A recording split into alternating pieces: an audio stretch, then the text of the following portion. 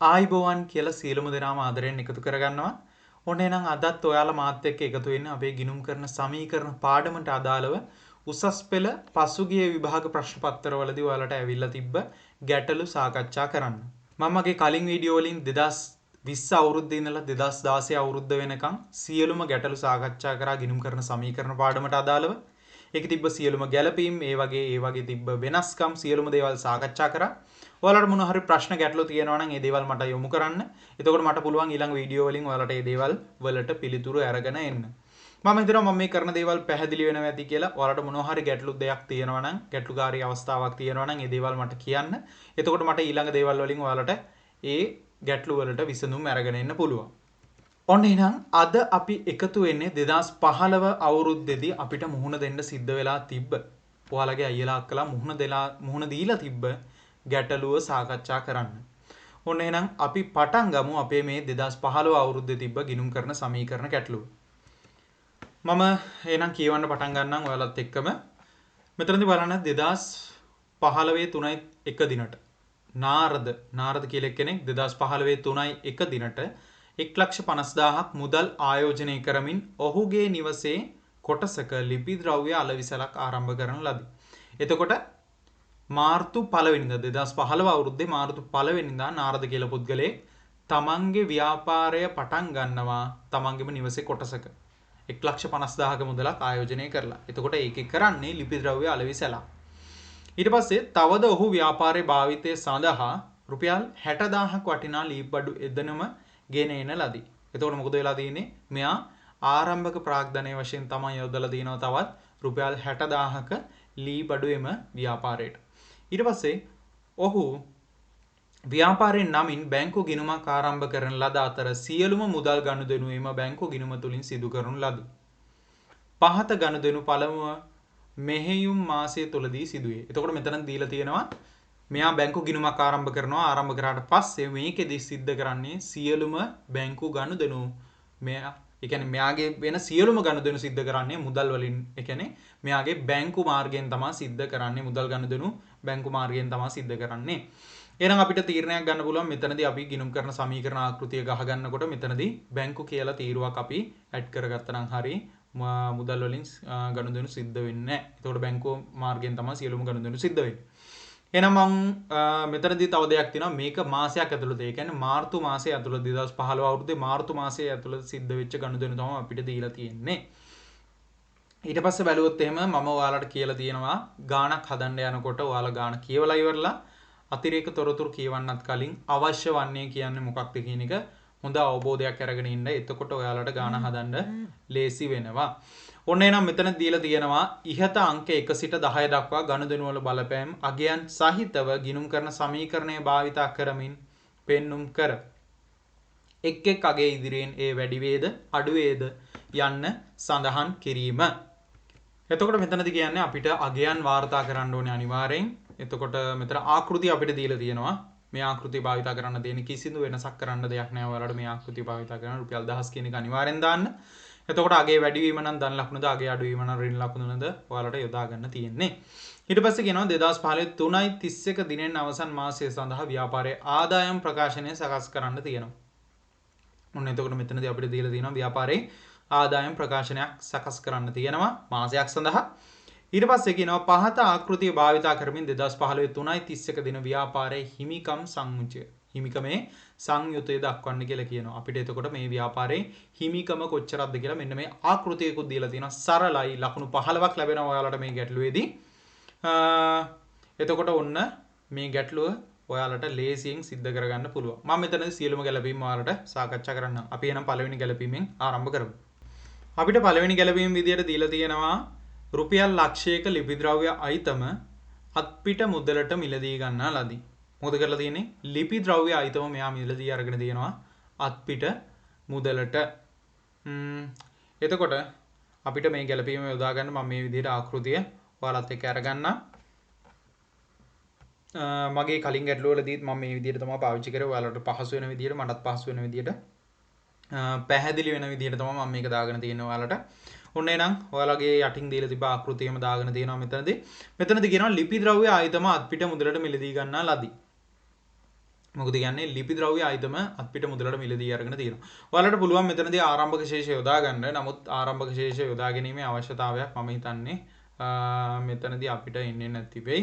අපි බලමු මේකෙදී ආදායම් ප්‍රකාශනය පමණයි අපිට හදන්න කියලා තියෙන්නේ. එතකොට අපි ආරම්භක ශේෂ මම දැනට යොදා ගන්න නැතුව අපි අවශ්‍යතාවයක් තිබ්බොත් ආරම්භක ශේෂ මෙතනදී යොදා ගමු.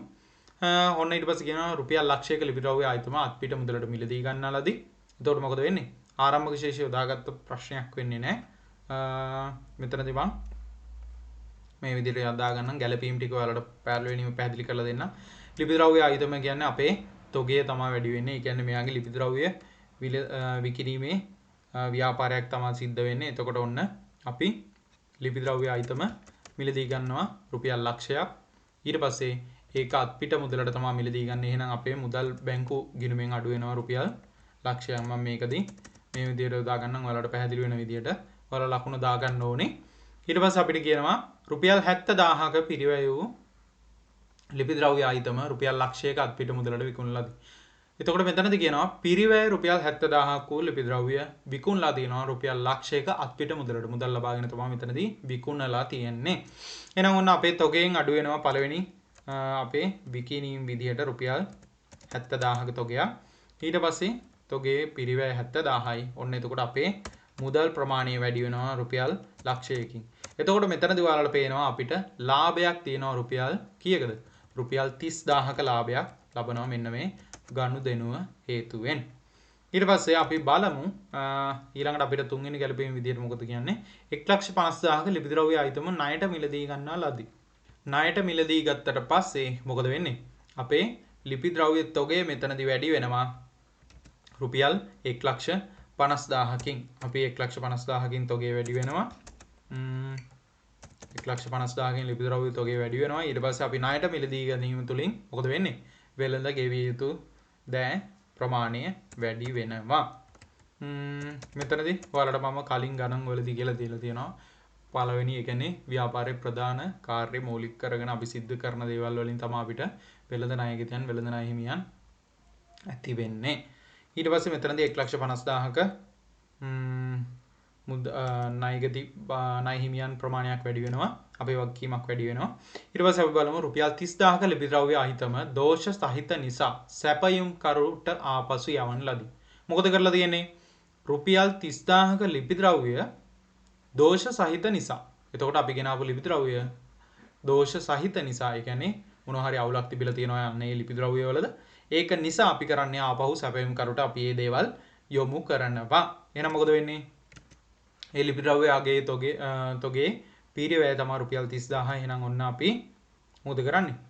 ලිපි ද්‍රව්‍ය තොගය ආපසු යැවීමක් සිද්ධ වෙනවා රුපියල් 30000ක ලිපි ද්‍රව්‍ය අපේ මුදල් ආපසු ලැබෙනවා අපිට රුපියල් 30000කින් අපේ මුදල් නැවතත් අපිට ලැබෙනවා.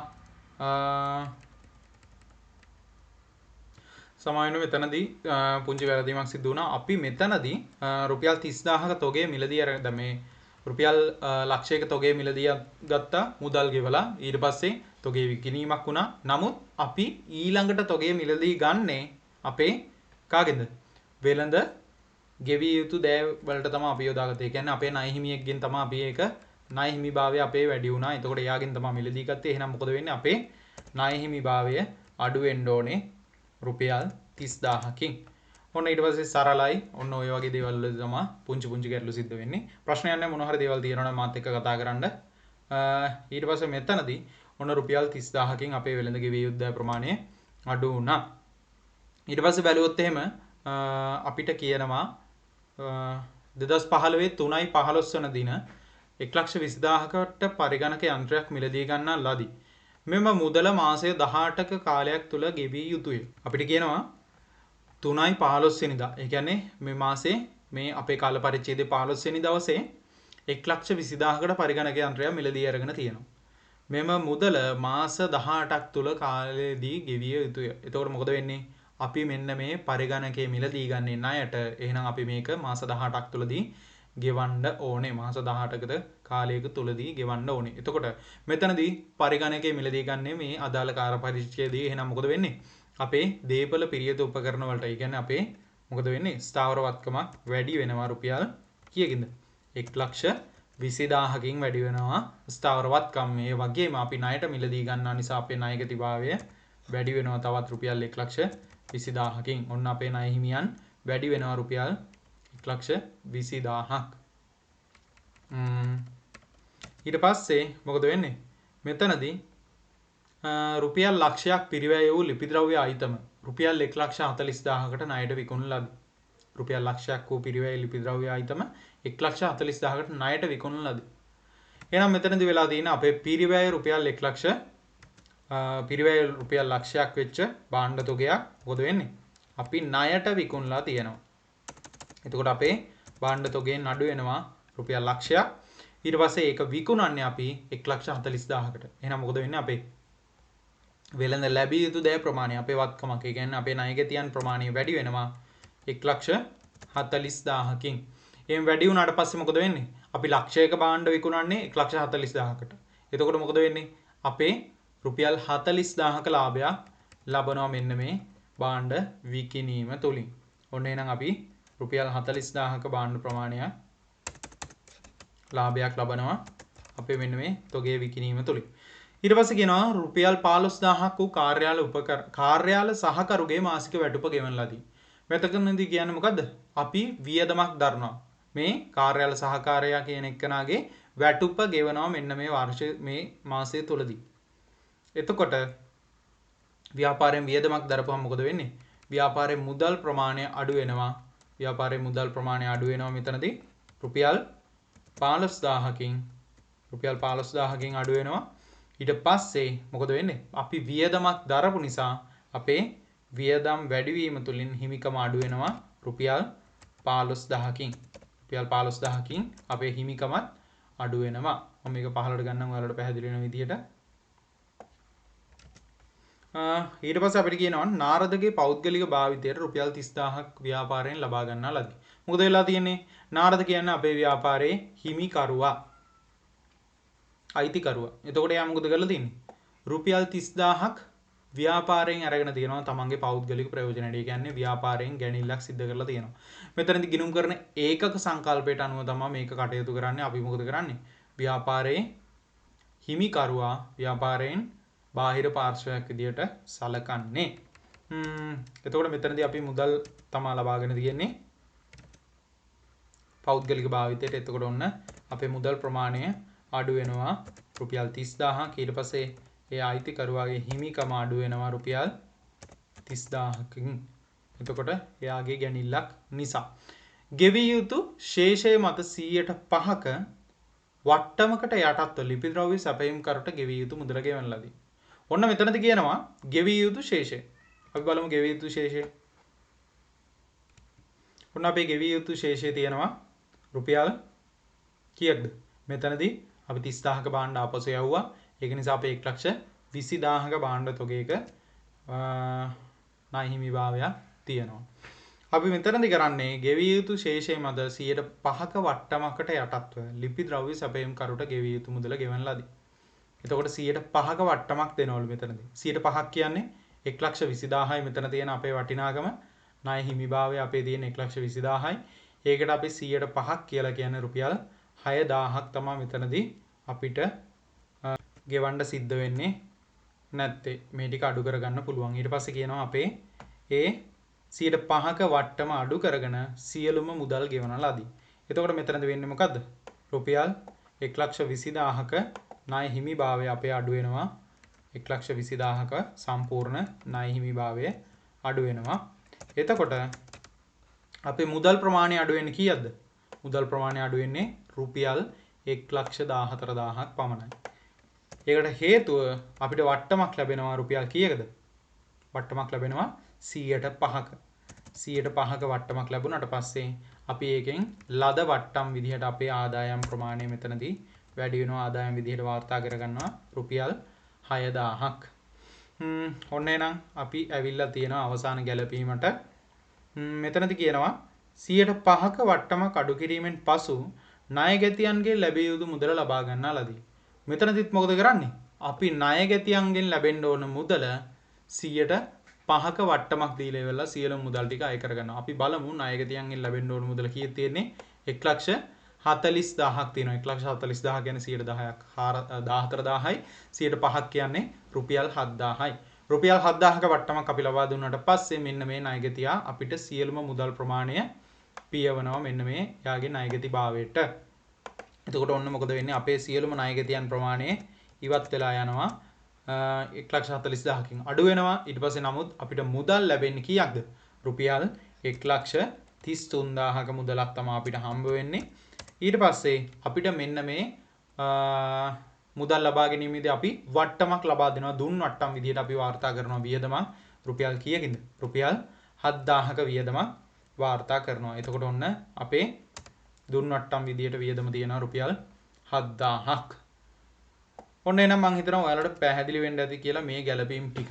මම දෙයක් කියන්න ඕනේ මෙතනදී ඔයාලා මාත් එක්ක 2020 අවුරුද්දේ ඉඳලා ආපස්සට එනකම් මෙන්න මේ ගිණුම් කරන සමීකරණ ගැටලු ටික හදාගෙන ආවනම් මේ දේවල් වලදී ඔයාලට ගොඩක් පැහැදිලි වෙනවා, ගොඩක් තේරෙනවා මෙතනදී සංසන්දනය කරලා බලනකොට මේ ගැළපීම් මාරම පහසුයි. ඒ කියන්නේ 2020 අවුරුද්දත් එක්ක බලනකොට සාමාන්‍යයෙන් ගැළපීමේ ප්‍රමාණයත් එක්කත් බලනකොට සාපේක්ෂව බලනකොට මාරම පහසු ගැළපීම් ටිකක් තමයි මේ 2015 අවුරුද්දේදී ඇවිල්ලා තියෙන්නේ. මේකට වැඩි කාලයක් ගන්න දෙයක් නැහැ. මේකෙදී ඒ කියන්නේ අපිට ලොකු ගැළපීම් ඇවිල්ලා තිබෙන්නේ නැහැ. සරල, ඊටාම සරල ගැළපීම් තමයි අපිට ඇවිල්ලා තිබ්බේ. මේ වගේ ගැළපීම් ඔයාලට ප්‍රැක්ටිස් වෙන එකෙන් ගොඩක් ඊළඟට එන ප්‍රශ්න වලට ගැටලු වලට මුහුණ දෙන්න පුළුවන්. එහෙනම් අපි ඊළඟ කොටස කරමු. එතකොට මෙතනදී මම ආපහු මතක් කරනවා කලින් ගැටලු ටික හදලා ඉන්න. එතකොට ඔයාලට මේකේ තියෙන සංකීර්ණත්වය සංසන්දනය කරලා බලන්න පුළුවන්. මේ ගැටලු කොහොමද 2020 ගැටලු වලට සාපේක්ෂව බලනකොට සංකීර්ණ වැඩිද සංකීර්ණ අඩුයිද? එතකොට මේ දේවල් සරල ගැළපීම්ද කියන එක. ඔන්න මෙතනදී ඊළඟට අපිට දීලා තියෙන්නේ 2015 3.31 දිනෙන් අවසන් මාසය සඳහා ව්‍යාපාරයේ ආදායම් ප්‍රකාශනය සකස් කරන්න. හරිම සරලයි. කාලේ එච්චර වැය කරන්න දෙයක් නැහැ. අපිට මොකද කරන්න තියෙන්නේ? මෙතනදී ආදායම් ප්‍රකාශනයක් සකස් කරන්න තියෙන්නේ අපි මේ හදාගත්ත ගැළපීම් ආශ්‍රයෙන් අපි මේ සිද්ධ කරපු ගණදෙනු මේ ගිණුම් කරන සමීකරණයට ආදේශ කරපු දේවල් ආශ්‍රයෙන්. එහෙනම් මම මේ විදිහට ඔයාලට අලුතෙන් යොදා ගන්නම් ගිණුම් කරන අපේ ලාභය හොයන්න. මෙන්න මේ මාසය සඳහා ලාභය හොයන්න මම මේ විදිහට ආකෘතිය යොදා ගන්නම්. මේ විදිහට අපි ආකෘතිය යොදාගෙන ඉවරලා මේ ගැටලුව හදමු. එහෙනම් ඔන්න මම හිතනවා ඔයාලට පළවෙනි ගැළපීම් ටික පැහැදිලි වෙන්නේ නැති කියලා. අපි මේ ගැළපීම් ආශ්‍රයෙන් මේකට අපේ ආදායම් ප්‍රකාශනයට එන්න ඕනේ මොනවද කියලා බලමු. මේක හරිම සරලයි. එච්චර කාල වේලාවක් යන්නේ අපේ මේ ගැටලුව සාකච්ඡා කරන්නත්. එහෙනම් ඔන්න අපිට මෙතනදී ගිණුම් කරන සමීකරණයට ආදේශ කරපු එකෙන් අපිට අරගන්න පුළුවන් මොකද්ද? අපේ සියලුම විකුණුම් ප්‍රමාණය. අපි විකුණුම් ප්‍රමාණය කීයද කියන එක මෙතනදී ගන්න පුළුවන්. අපි පළවෙනියෙන්ම මෙතනදී විකිණීම් විදිහට කරේ රුපියල් ලක්ෂයක තොගයක් විකුණා. ඊට පස්සේ අපි මොකද කරේ? ලක්ෂයක තොගයක් මුදලට විකුණා. ඊට පස්සේ අත්පිට මුදලට විකුණා. ඊට පස්සේ අපි 1,40,000ක තොගයක් ණයට විකුණා. එහෙනම් මෙතනදී අපිට විකුණුම් විදියට ගන්න පුළුවන් රුපියල් 2,40,000ක් 2,40,000ක තොගයක් මෙතනදී විකුණුම් විදියට ගන්න පුළුවන්. මම මෙතනදී ඔයාලට රුපියල් 1000 කියලා යොදා ගන්නම්. ඔයාලා මේක ගැළපීම හදන එක ප්‍රශ්නයක් නෑ. ඔයාලට හදන්න පුළුවන්. නමුත් මම මේක පළවෙනි ගිණුම් කරන සමීකරණ ගැටලුවත් හැදුවේ මේ විදිහට නිසා මම මෙතනදී ඔයා ගන්නවා රුපියල් 1000ක විදිහට. එතකොට ඔන්න අපිට දීලා තියෙනවා රුපියල් 1000 විදිහට ගත්තොත් එහෙම අපිට මෙතනදී ආවා කීයක්ද? රුපියල් 2,40,000ක විකුණුම් ආවා. මම ඔයාලට පැහැදිලි වෙන විදිහට මෙන්න මෙහෙම දාන්නම්. අපේ විකුණුම් ආවේ මෙන්න මේ දෙක තමයි රුපියල් 2,40,000ක විකුණුම් ආවේ මෙන්න මේ දෙක.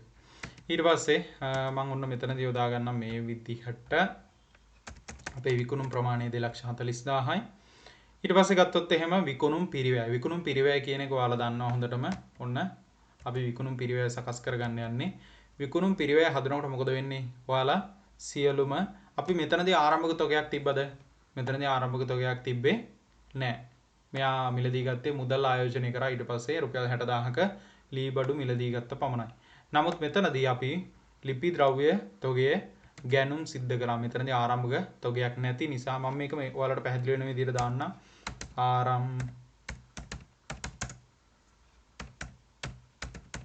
ඔන්න අපේ ආරම්භක තොගයක් අපිට තිබ්බද? ආරම්භක තොගයක් තිබ්බේ නැහැ. මම ඒක මේ විදිහට දාගන්නම්. ඊට පස්සේ ගැනුම්. ආරම්භක තොගයට අපි ගැනුම් එකතු කරනවා. මම මේ දේවල් ඔයාලට කියලා දෙන්නේ. මම හිතනවා ඔයාලා සරල මට්ටමේ ඉඳලා මම ඔයාලට කියලා දුන්නොත් එහෙම කිසි ප්‍රශ්නයක් වෙන්නේ නැහැ කියන එක. ඔන්න ඊට පස්සේ අපි ගත්තොත් එහෙම ගැනුම් මෙතනදී එකතු කරගන්නවා. සමාවෙන්න. ගැනුම් එකතු කරගන්නවා. අපි ගැනුම් එකතු කරගන්නවා කීයක්ද? අපි භාණ්ඩ ගැනුම් සිද්ධ කරා. අපි බලමු කොච්චරක් අපි ගැනුම් කරාද කියලා. මෙතනදී තොගය මෙතනදී පළවෙනිම රුපියල් ලක්ෂයක භාණ්ඩ තොගයක් මිලදී ගත්තා. ඊට පස්සේ 1,50,000ක භාණ්ඩ තොගයක් ණයට මිලදී ගත්තා.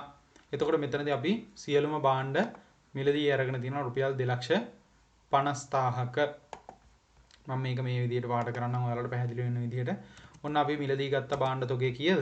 රුපියල් 2,50,000ක අපේ තොගය මිලදී ගැනීමක් තියෙනවා. ඊට පස්සේ ගත්තොත් එහෙම අපි කරන්නේ මෙතනදී තොගයේ හානි වීම හෝ ආපසු යැවීම තියෙනවා නම් මෙතනින් අඩු කරගන්නවා. අපේ ආපසු යැවීමක් තියෙනවා. තොගයෙන් සියලුම අඩු කර ගැනීම මෙතනින් අඩු කරගන්න ඕනේ. එතකොට අපි මෙතනදී අපේ තොගය ආපසු යැවීම තියෙනවා රුපියල් තොග ආපසු හරවා යැවීම තියෙනවා රුපියල් 30,000ක භාණ්ඩ තොගයක් අපි ආපසු හරවා යැවීමක් තිබ්බා. එහෙනම් ඔන්න අපි ඒක මෙතනදී වාර්තා කරගමු රුපියල් 30,000ක තොගයක් අපි ආපසු යැවීමක් සිද්ධ කරා කියලා. ඔන්න 30,000ක ආපසු යවුවා. ඊට පස්සේ මම මෙතනදී මේ විදිහට දාගන්න ඔයාලට පැහැදිලි වෙන්න. ඒක නිසා ඔයාලා මේ දේවල් හරි මම තවත් පැහැදිලි වෙන්න මෙහෙම කරන්නම්කෝ.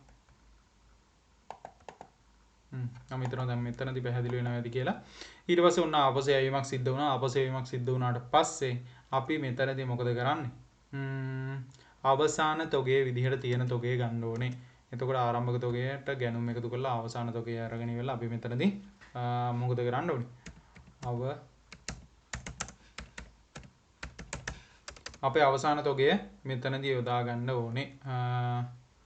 මම මෙතනදී ඔයාලට මේක පැහැදිලි වෙන විදිහට අන්ඩර්ලයින් කරගන්න. අවසාන තොගය මෙතනදී අරගන්න ඕනේ. ඔන්න අපි අවසාන තොගය මෙතනදී ගන්න ඕනේ. අපි අවසාන තොගය ගන්න යනකොට මෙතනදී ඔයාලට පුළුවන් මොකද ගිණුම් කරන සමීකරණයට ආදේශ කරගත්ත දේවල් වලින් අපිට ඇවිල්ලා තියෙන අවසාන තොගය කීයද කියන එක මේ ධන ඍණ දේවල් වල එකතුව අරගන්න පුළුවන්. ඔන්න එහෙනම් අපේ අවසාන තොගය විදියට එනවා අපිට රුපියල් 50,000ක්. අපි අවසාන තොගය මෙතනදී අඩු කරගන්නවා. මෙතනදී අවසාන තොගය අපි කරන්නේ අඩු කරගන්න එක. ඊට පස්සේ ඔන්න අපිට විකුණුම් පිරිවැය විදිහට එනවා. අපිට විකුණුම් පිරිවැය විදිහට එනවා. සමාන මේ කීබෝඩ් එක. ඔන්න අපේ විකුණුම් පිරිවැය විදිහට එනවා. මේ ටික අපි එකතු කරලා ගත්තාම රුපියල් 1,70,000ක්. අපි ඊට පස්සේ කරන්න ඕනේ මොකද්ද? මේක විකුණුම් පිරිවැය අපි අඩු කරගන්න ඕනේ විකුණුම් වලින්. එතකොට අපිට එනවා මොකද්ද? දල ලාභය ලබා ගන්න පුළුවන් වෙනවා.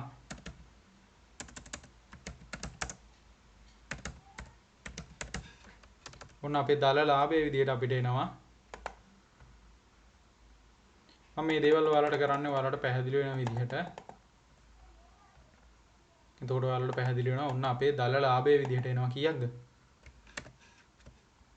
අපිට දල ලාභයේ විදිහට එනවා රුපියල් 1,00,000 සමාවෙන්න රුපියල් 70,000ක දල ලාභයක් මෙතනදී එනවා. මේකත් එක්ක කරන එක අමාරුයි. නමුත් මම ඔයාලට මේ දේවල් පැහැදිලි කරගෙන යන ගමන් මේ විදිහට කරන්න බලාපොරොත්තු වෙන්නේ. මොකද වයිට් බෝඩ් එකක් යොදාගත්තොත් පොඩ්ඩක් අපැහැදිලි වෙන නිසා මේ විදිහට යොදාගත්තාම මම හිතනවා ඔයාලට පැහැදිලි වෙනවා ඇති කියලා. ඊට පස්සේ මෙතනදී ඔන්න අපිට තියෙන මොනවද? සාමාන්‍යයෙන් අපි ආදායම මම මෙතනදී වෙනත් ආදායම් කියලා දාගත්තේ මොකද? හේතුව අපේ විකුණුම් ආදායම මූලික ආදායම ඊට පස්සේ වෙනත් ආදායම් මෙතනදී කිසියම් වෙනත් ආදායමක් ලැබුණා. අපිට මොකක්ද ලැබුණා? මූලික වෙනත් ආදායම. වට්ටමක් ලැබුණා. එතකොට ඔයාලට මේ විදිහට මෙතනින්මුත් ඉක්මනින් බලා ගන්න පුළුවන් මොකද්ද? අපේ මෙන්න මේ හිමිකමේ සිද්ධ වෙච්ච වෙනස්කම් වලට මොනවද තිබ්බ දේවල් කියන එක. මෙතනදී නම් විකුණුම් වලින් ලාභයක් ලැබීම විකුණුම් ලාභය. ඊට පස්සේ වැඩිවීමත් එක්ක බලනකොට මෙතනක් තිබ්බේ විකුණුම් ලාභයක් රුපියල් 40,000ක. ඊට පස්සේ මෙන්න මෙතනදී අපිට ලැබුණා රුපියල් 6,000ක වට්ටමක් අපි උපයා ගත්තා. මම ඕක මේ විදිහට ඔයාලට කරන්න ඔන්න ලද වට්ටම් විදිහට අපිට තියෙනවා කීයක්ද? රුපියල් 6000ක් තියෙනවා. මම මේක මෙතන ලියා ගන්නම්.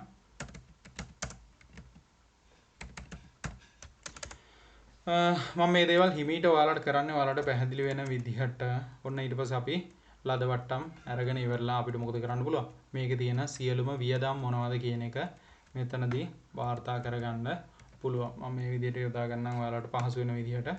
ඔන්න අපේ වට්ටම් අපි මොකද කරන්නේ? එකතු කරනවා. ඊට පස්සේ මෙන්න මේ සියලුම වියදම් අඩු කිරීමක් සිද්ධ කරනවා. මෙතනදී වෙනත් ආදායම් එකතු කරනවා. ඊට පස්සේ වියදම් ටික අපි අඩු කිරීමක් සිද්ධ කරනවා. මම හිතනවා ඔයාලට පැහැදිලි වෙනවා කියලා. මේක මොන හරි ගැටලු තියෙනවා නම් ඒ දේවල් මට දාන්න. මේ ගාන සරලයි. අපි පරණ ප්‍රශ්න පත්‍ර සාකච්ඡා කරගෙන ආවේ 15ට. එතකොට මේ පරණ ගැටලුත් එක්ක බලනකොට ඒ කියන්නේ 2020 අවුරුද්දේ ඉඳන් 2016 පැත්තට එනකොට අපිට ගොඩක් පහසු ඊගෙන එන විදිහක් තමයි පේන්න තියෙන්නේ. එහෙනම් ඊළඟට බැලුවොත් එහෙම ඔන්න අපිට ඇවිල්ලා තියෙන වියදම් ටික බලමු අපි. මෙතනදී අපේ මේ විදිහට ගන්න පුළුවන් ගිණුම් කරන සමීකරණයෙන් සිද්ධ වෙලා තියෙන අඩුවීම් එක ගත්තොත් එහෙම අපිට බලන්න පුළුවන් මොකද්ද අපිට ඇවිල්ලා තියෙන වෙනස්කම් කියන එක. ඒ කියන්නේ වියදම් කියන එක. ඔන්න මෙතනදී ගත්තොත් එහෙම පළවෙනිම අපිට තියෙනවා රුපියල් 15000ක අඩුවීම. 15000ක අඩුවීමක් මොකද වෙලා තිබ්බේ? 15000ක අඩුවීම තිබ්බේ වැටුප් වියදම්. එතකොට අපි මෙතනදී වැටුප් වියදම් වාර්තා කරගන්න ඕන රුපියල් 15000ක්.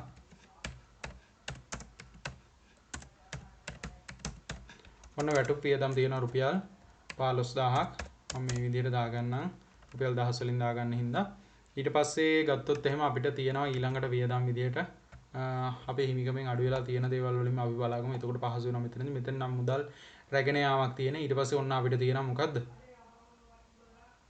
මෙතන තියෙනවා දුන් වට්ටමක්. දුන් වට්ටමක් තියෙනවා රුපියල් 7000ක දුන් වට්ටමක්. අපි ඒක වාර්තා කරගමු.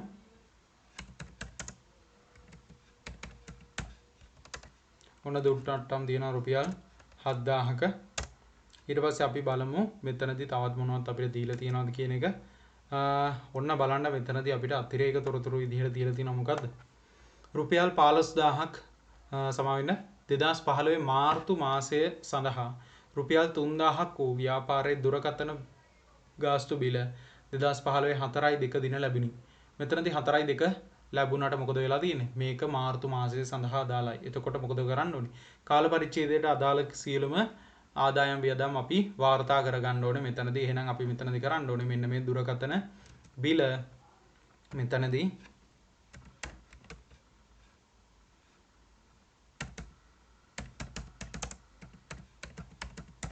දුරකථන වියදම් අපි මෙතනදී උපචිත දුරකථන වියදම් විදිහට වාර්තා කරගන්න ඕනේ. අපේ වක්කීම් වැඩි වෙනවා. ඊට පස්සේ මෙතනදී වියදම් වැඩි වෙනවා රුපියල් 3000කින්. ඊට පස්සේ බලුවොත් එහෙම අපිට තියෙනවා මෙතනදී ඊළඟට මෙතනදී අතිරේක තොරතුරු විදිහට දීලා තිනවා. ව්‍යාපාරයේ දේපල පිරියද උපකරණ වාර්ෂිකව 120 බැගින් සරල මාර්ග ක්‍රමයට ෂය කර යුතුය වේ. එතකොට මෙතනදී කියන්නේ අපිට කීයක්ද? වාර්ෂිකව 120 බැගින් ෂය කරන්න කියන එක.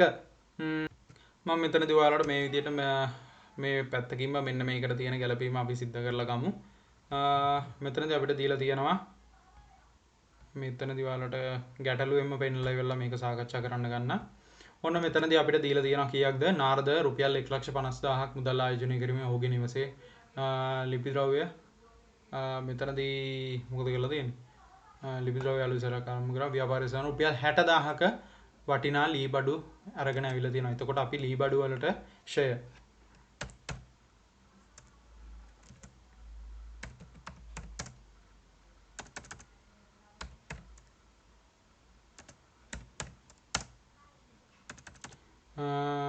ලී බඩු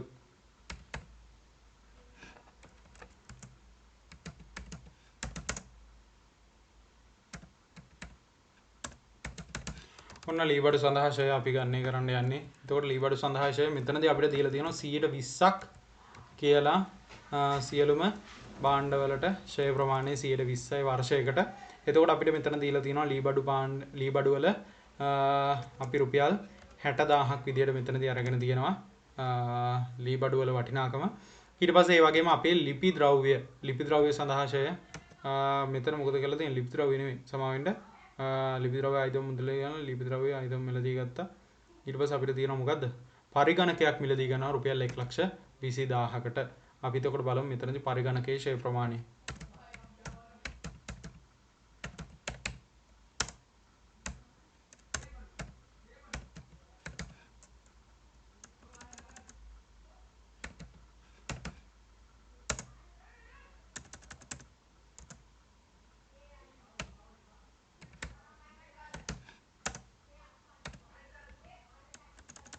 පරිගණකයේ ෂෙයා කියලා මම මේ විදිහට දාගන්නම්. ඔයාලා මේකෙදී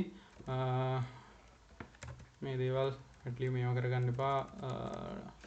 අකුරු පිළිබඳව. එතකොට අපි මෙතනදී ගැටලුව සාකච්ඡා කරගෙන යමු. මම පුළුවන් ප්‍රේමයෙන් ඔයාලට මේක පැහැදිලි කරලා දෙන්න බලනවා. එතකොට ඔන්න අපිට මෙතනදී පරිගණකයේ ෂෙයා ප්‍රමාණය ඇවිල්ලා තියෙන්නේ. මෙතනදී අපිට පරිගණකයේ වටිනාකම ඇවිල්ලා තියෙනවා රුපියල් 1,20,000ක් විදිහට. මම මෙතනදී ඔයාලට මේ ගැළපීම කරන විදිහට පැහැදිලි කරලා දෙන්නම්. මෙහෙම රුපියල් 60,000ක් තිබ්බා. ඊට පස්සේ මෙතනදී 1,20,000ක තමයි අපිට මොකද වෙලා තියෙන්නේ? ස්ථාවර වත්කම් විදිහට පරිගණකය ඒ වගේම ලී බඩු මෙතනදී වාර්තා වෙන්නේ. එහෙනම් ඔන්න අපිට කියන්නේ මේකේ ෂෙයා ප්‍රතිශතය කියලා කීයද? 120ක ෂෙයා ප්‍රතිශතයක් තමයි අපිට මෙතනදී කියන්නේ. අපි මෙතනදී සරල මාර්ග ක්‍රමයට තමයි මෙතනදී අපිට දීලා තියෙන්නේ. ඔන්න 120ක් තමයි මෙතනදී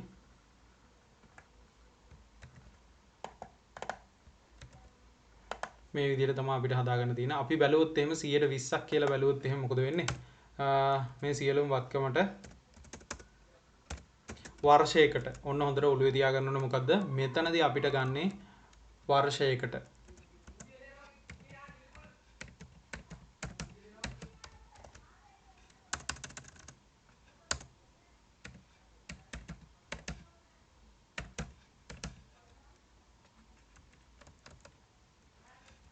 ඔන්න මෙතනදී අපි වර්ෂයකට ෂෙයා ප්‍රමාණය තමයි මේ 120යි කියලා ගණනය කරපුවාම එන්නේ. එතකොට මෙතනදී පරිගණක වලටත් ෂෙයා ප්‍රමාණය කීයද එන්නේ? රුපියල් 24,000ක ෂෙයා ප්‍රමාණයක් එනවා. නමුත් මෙතනදී අපිට මොකද්ද කියන්නේ? මෙතනදී අපිට කියන්නේ මෙන්න මේ වර්ෂයකට ෂෙයා ප්‍රමාණය තමයි දීලා තියෙන්නේ. අපිට මෙතනදී කියන්නේ මෙන්න මේ මාසය සඳහා ෂෙයා ප්‍රමාණය හොයන්න කියන එක.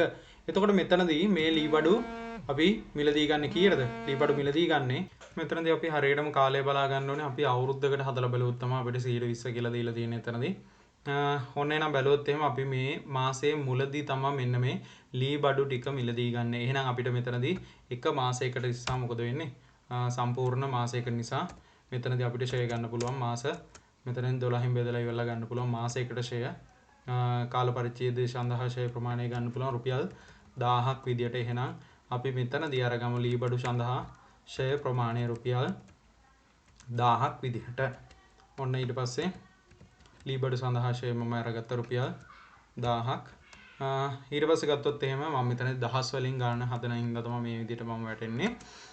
අපි පරිගණකයේ මිලදී ගන්නේ කවද්ද? ඔන්න හොඳට කල්පනා කරන්න. පරිගණකයේ මෙතනදී අවබෝධයෙන් ගන්න හදන්න ඕනේ. පරිගණකයේ අපි මිලදී ගන්නේ 3/15 වෙනි දවසේ.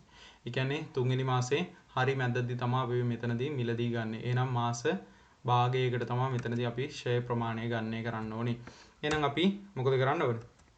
මාසයකට ෂෙයා ප්‍රමාණය ගණනය කරොත් එහෙම අපිට එනවා රුපියල් 2000ක්. ඊට පස්සේ මාස භාගයකට ෂෙයා ප්‍රමාණය ගණනය කරන්න ඕනේ හින්දා අපි ඒක දෙකෙන් බෙදලා ගන්න ඕනේ. එතකොට අපිට එනවා කීයක්ද? රුපියල් 1000ක ෂෙයා ප්‍රමාණයක් එනවා පරිගණක සඳහා. එතකොට ඔන්න අපි පරිගණක ෂෙයා ප්‍රමාණය අපි වාර්තා කරගන්නවා රුපියල් 1000ක් විදිහට. ඔන්න ඊට පස්සේ අපිට සියලුම වියදම් ටික ඇවිල්ලා තියෙනවා මේ විදිහට.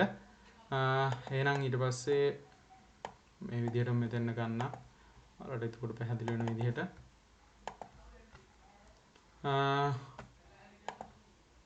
අපි ඔන්න මෙහෙම ගත්තට පස්සේ මොකද වෙන්නේ?